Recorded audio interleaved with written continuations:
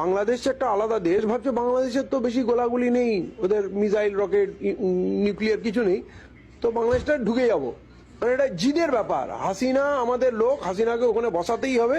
ওই যেভাবে ওই তামিলনাড়ুর সরকার পাল্টে দেয়, হরিয়ানার সরকার পাল্টে দিলাম, গোয়ার সরকার কিনে নিলাম, এই পশ্চিমবাংলা প্রেসিডেন্ট রুল করে দিলাম, এ তো সব অশিক্ষিত মাল। এরা ভাবছে যে আমরা বাংলাদেশে ঢুকে যাব, কক্সবাজারটা নিয়ে নেবো, ওইখান থেকে আমরা সমুদ্রপথে ডাইরেক্ট অ্যাক্সেস পেয়ে যাবো নর্থ ইস্টে, এসব স্বপ্ন দেখছে।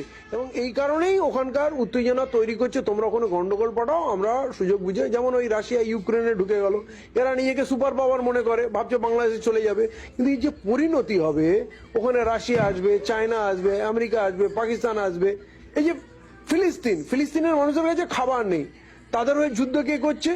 জর্ডান করছে, হুতিরা করছে, ইয়ামানে হুতিরা করছে, ওদিকে ইরান করছে, ওদিকে আরো অন্য অন্য দেশ লজিস্টিক সাপ্লাই দিচ্ছে, রাশিয়া তাদের টেকনোলজি দিচ্ছে, নর্থ কোরিয়া দিচ্ছে। তাহলে পৃথিবীতে বড় বড় সুপার পাওয়ারকে আমরা হারতে দেখেছিলাম। যখন ভিয়েতনামে গেছিল আমেরিকা, দীর্ঘদিন যুদ্ধ করার পর হেরেছে।